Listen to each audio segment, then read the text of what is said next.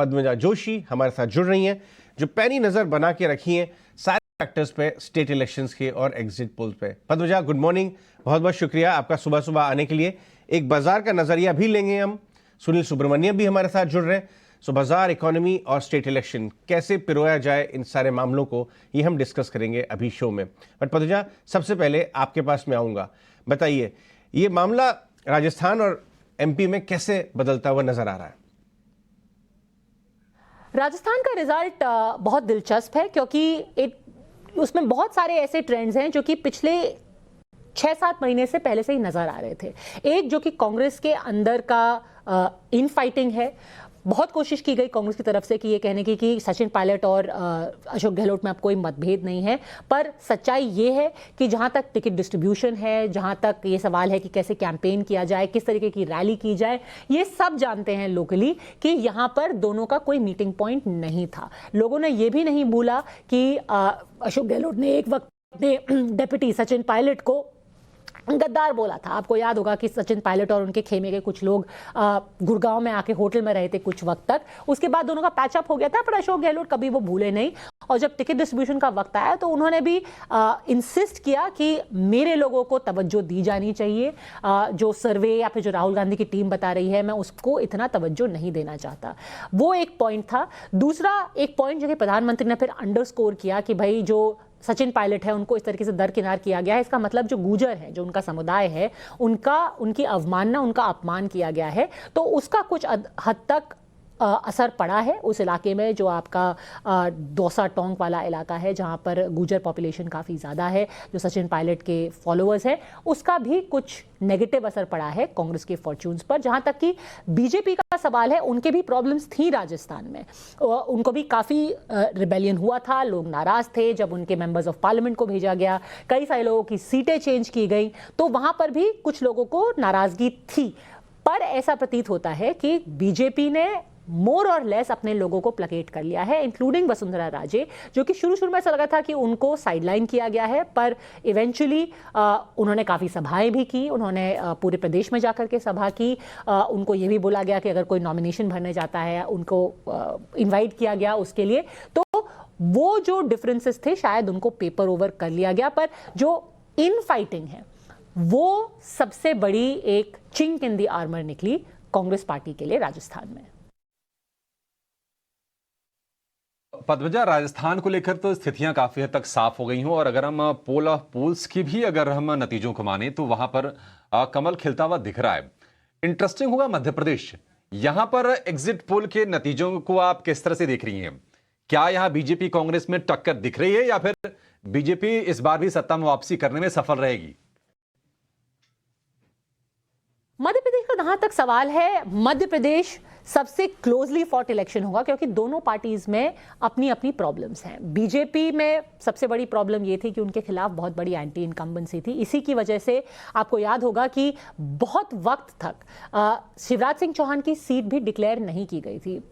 आखिरकार जब लिस्ट आई तो शायद तीसरी या चौथी लिस्ट में उनको उनकी ट्रेडिशनल सीट जो है बुधनी से ही टिकट दिया गया, पर एक ऐसा सस्पेंस रखा गया कि पता नहीं कौन सीएम फेस होगा। अभी भी उनको ट्रेडिशनली ऑफिशियली डिक्लेयर नहीं किया गया है सीएम फेस। तो एक ये था कि एंटी इनकम्बेंसी को काउंटर करने के लिए बीजेपी ने शिवराज सिंह चौहान को उस तरीके से प्रोजेक्ट नहीं किया।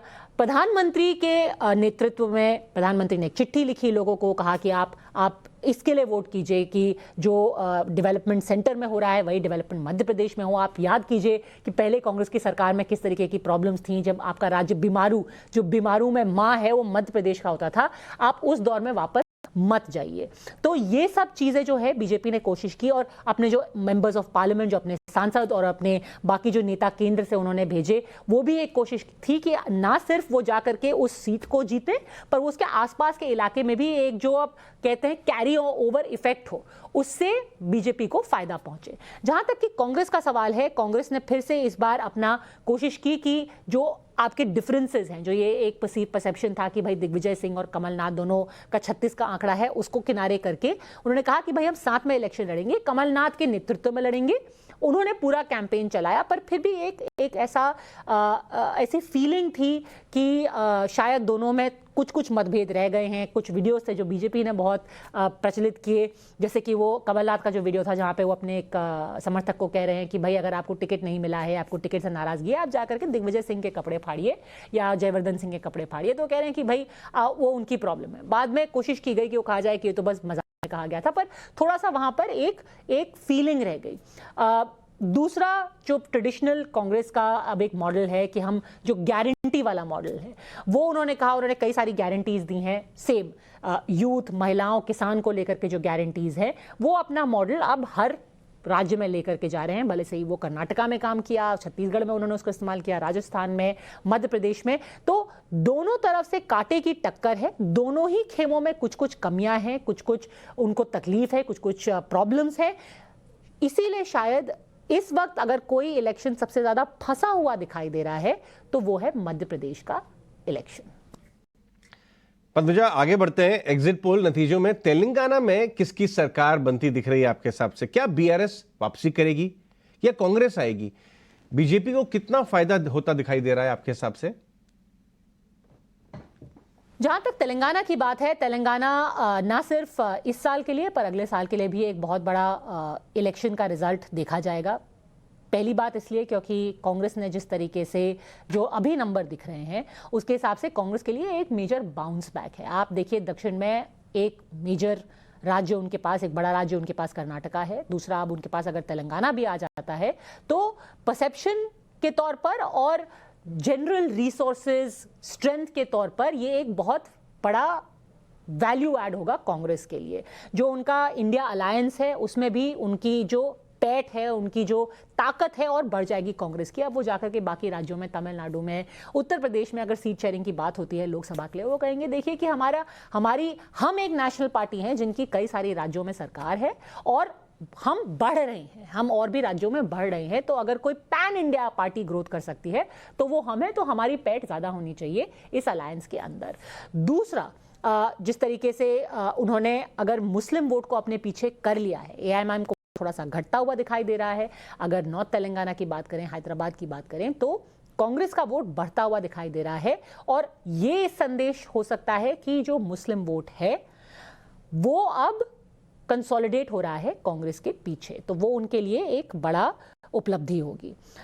बीजेपी ने भी काफी अभी ग्रोथ दिखाई है, पर उतनी नहीं जितना लोगों को लगता था। पहले उनका जो जीएचएमसी, जो municipal election, Hyderabad municipal election का नतीजे थे या फिर उनका जो लोकसभा के नतीजे थे, उसके बेसिस पे अगर जो लोगों को लगता कि जिस तरह की ग्रोथ होगी वो नहीं अभी दिखाई दे रही है। पर उसके पीछे क्या वजह है ये अभी भी लोग समझ नहीं पा रहे हैं। बहरहाल उनका जो ओवरऑल वोट शेयर है वो जरूर बढ़ता हुआ दिखाई दे रहा है, जो आने वाले साल में उनके लिए खुशखबरी रहेगी।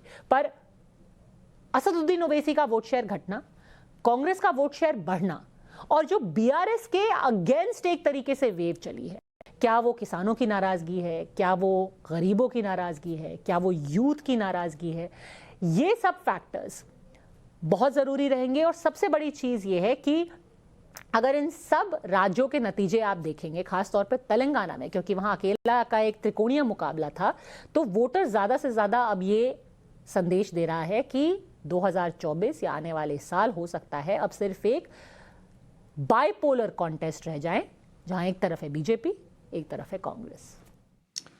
ठीक है पद्मजा, बहुत शुक्रिया आज सुबह सुबह हमसे जुड़ने के लिए और इन एग्जिट पोल के मायने क्या हैं ये समझाने के लिए।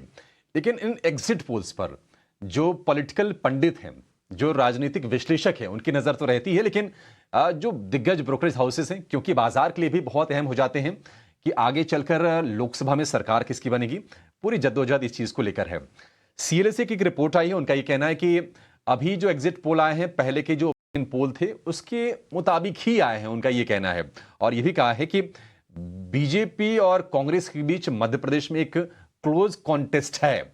तो नजर सीएलएसए की भी और बहुत पारखी पैनी नजर है। अजय, किस तरह से देख रहे हैं आप सीएलएसए के एनालिसिस को? ये पर्सनल ओपिनियन है, उनके हाउस की ओपिनियन है, बट मैं आपको बता दूं, क्योंकि हम एक दर्जन ऐसी ब्रोकरेजेस और बड़े बड़े जो एक्चुअल फंड हाउसेज हैं, ये ब्रोकरेजेस जिनको सर्विस करती हैं, उनकी ओपिनियन बता दें कि जितना भी आप जो 10 दिन से 19,850 के आसपास निफ्टी को फंसा हुआ देख रहे थे, ये सारी नर्वसनेस इसी बात को लेके थी, कहीं बीजेपी स्टेट इलेक्शन में खराब ना करे, और बाजार ये मान के चल रहा था। तो जो आया है वो बेटर देन एस्टिमेट तस्वीर बनती हुई चली जा रही है। तो ये कहना कि ओपिनियन के हिसाब से शायद ठीक नहीं होगा। बाजार ये मान के गया था इन स्टेट इलेक्शन में, अभिषेक, बड़े फंड मैनेजर्स, सारे लोकली नहीं, मैं ग्लोबल फंड मैनेजर्स से बात करता हूं, कि स्टेट इलेक्शन में खराब रहेगा लेकिन एक्चुअल इलेक्शन में बहुत बढ़िया शो रहेगा। तो ये मामला